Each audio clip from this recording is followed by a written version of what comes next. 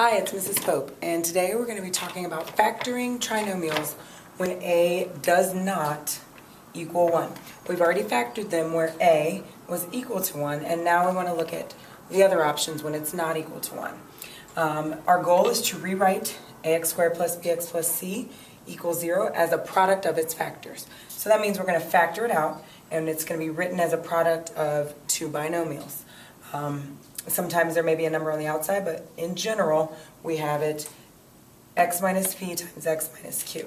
And I'll write the a in here just in case we may have a factor on the outside, which we will in our last example. A key concept here, Casey, the zero product property. So zero product property is something that is very self-explanatory. Anything times 0 is 0. But it's very important to really understand what that means when it comes to factoring. If this is the zero product property, if a times b equals 0, then a has to equal 0, or b has to equal 0, or both a and b are 0. That's the only time that can happen. So the only time something can come out being multiplied by something else and equals 0, one of them has to be 0. Therefore, if we have two binomials, x plus 3 times x minus 5, and if it equals 0, then this parenthesis, x plus 3 has to equal 0, or this parenthesis, x minus 5 must equal to 0. That has to be true because of the zero property rule. And this will help us get our solutions because we can factor them here and then set each one of those equal to 0 to actually find the answer. For instance, here it would be negative 3, and here it would be 5. So our goal is to set each factor equal to 0 and solve. And these will be your solutions. So keep that in mind. All right. When we're factoring, when a is not equal to 0, then the first thing we need to do is look for the GCF. The GCF would be the coefficients. Look and see if any of the coefficients are the same. If there is no GCF, then we move on to our first step. This factoring is the same as when a was 1. What multiplies to a times c and adds to b. So here what multiplies to negative 24 and adds to negative 10. You can try negative 6 and 4. That multiplies to negative 24, that's correct. But when you add it, you end up with negative 2. So no, that doesn't work. Let's try another pair. Let's try negative 12 and 2. When you multiply those, you get negative 24. When you add them, you get negative 10. So yes, this does work. So that's our first step. Then we're going to rewrite. So we're going to rewrite this, but we're going to change this 10x, negative 10x, to negative 12 plus 2. So watch here. So now we have negative 3x squared, and instead of that minus 10x, I'm going to say minus 12x plus 2x. That's the only thing I've changed, plus 8. So I've just replaced this negative 10, and if you agree, negative 10 is the same as negative 12 plus 2. So I haven't actually changed the value of it, I've just rewritten it. And the reason is, I can finish my 7-step method. Then I split, so I'm going to split down the middle. I'm going to split, leave 2 on the left, 2 on the right. Keep the sign here with the other one, with the one on the right. And now we're going to factor the left, factor the right by pulling out the GCF.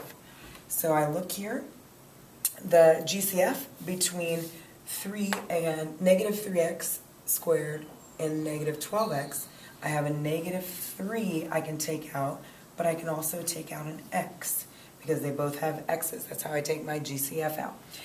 What would be left? What do you have to multiply negative 3x by to get x squared? X. What do you have to multiply negative 3 by to get negative 12x? Negative 3x plus 4. Do we see we have negative 3x is factored out, and this will be the remainders. So now let's factor the right side.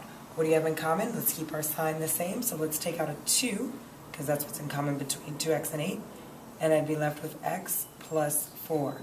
I'm basically dividing that 2 out of each of these terms. And then look, the way you know you've done it correctly is if you end up with twins.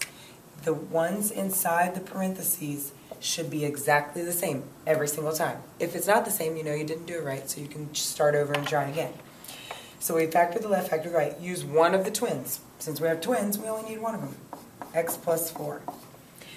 And the 6th step, group the leftovers. So these are our Thanksgiving leftovers, let's call it that.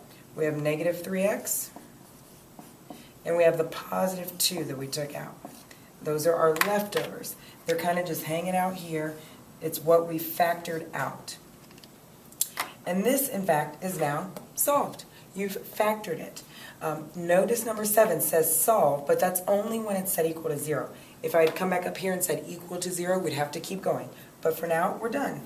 If you don't believe yourself, or if you want to check yourself, which you should, you can always FOIL this back out. First, outside, inside, last. And you will see that you'll end up back with the exact same expression. Hopefully, if you did it right. All right, let's look at a couple more examples. Example 2, let's look for the GCF. 15x squared plus 8x plus 1. No GCF. So if there's no GCF, you're good to go. Just keep moving. So what multiplies to 15? Well, obviously 15 and 1. But when I add those, I get 16, so that doesn't work. 5 and 3 multiplies to 15. Ooh, but when I add those, I get 8. That doesn't work. I need negative 8.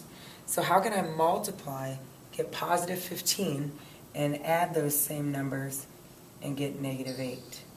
Negative 5 times negative 3 is positive 15, and this would give me negative 8. So there are 2 factors that we're going to use to rewrite.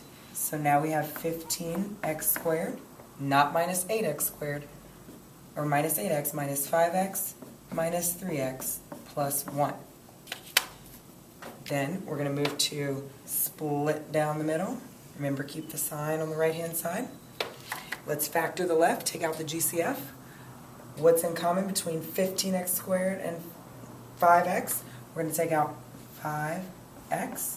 We'll be left with 3x minus 1. And if you look here, what's in common? 3x and 1. Nothing really except for 1. And I'm going to keep my sign here. I'm going to take out a negative 1 because of the negative here. So if I take out a negative 1, I'll be left with 3x minus 1. Remember, negative 1 times 3x would give me negative 3x. Negative 1 times negative 1 would give me the positive 1. I know I did it right because I have twins and they match. So I'm going to take one of those, 3x minus 1, take my Thanksgiving leftovers, and I'm finished. I don't have to do the 7th step in the 7-step method because it's not set equal to 0. Don't worry, we will do that soon. All right, example 3. Look for the GCF. 3x squared plus 12x minus 36. Oh, there is a GCF. I see it. I hope you see it as well. This actually, I can factor a 3 out before I even begin. X squared plus 4x minus 12. So now that I've factored that out, I can do the easy kind of factoring because now, if I just factor the inside, a is equal to 1. So let's just find 2 numbers that multiply to negative 12 and add to 4. If you go ahead and try that, let's see, negative 6 and 2. That multiplies to negative 12. Oh, that gives me negative 4. Well, let's try 6 and negative 2. These will multiply to negative 12. Add them up. You get positive 4. Yes, that's the correct one. But since a is equal to 1, we don't have to do the 7-step split down the middle. We're done. These are our factors. So we're going to keep our 3.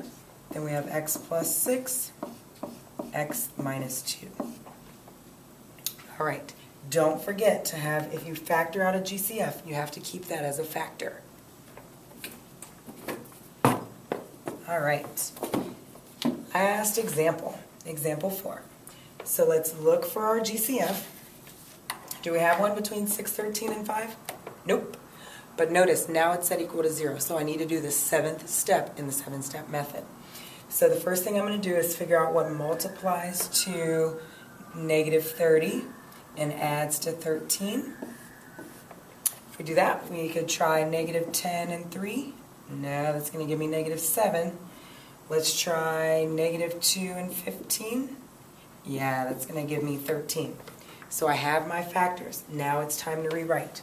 6x squared minus 2x plus 15x minus 5. Then we're going to split down the middle. Split it. Factor the left, factor the right. What can I take out here? 2x. I'd be left with 3x minus 1. Here I can take out 5, and I'd be left with 3x minus 1. No, I did it right because I have twins, they match. 3x minus 1 is one of the factors. And remember, that's a positive 5. 2x plus 5 is the other factor. So now, don't forget, this is set equal to 0, so I need to do that last step using the zero product property to set each one of these equal to 0 and actually solve it and see what the answers are. So 3x minus 1 equals 0, and you also have to do 2x plus 5 is equal to 0. If we solve those, add 1 to both sides, divide by 3, x is going to be 1/3. And if we subtract 5 from both sides, divide by 2, x is going to be negative 5/2. So your two answers will be negative 5/2 and 1/3. Notice it's not an ordered pair, which is why we have the squiggly brackets. It just means these are the two x values that make this statement true. If you plug this in for x, you will get 0. If you plug this in for x, you will get 0. Try it and prove it to yourself. Thanks for watching, and remember, you are responsible for your own learning.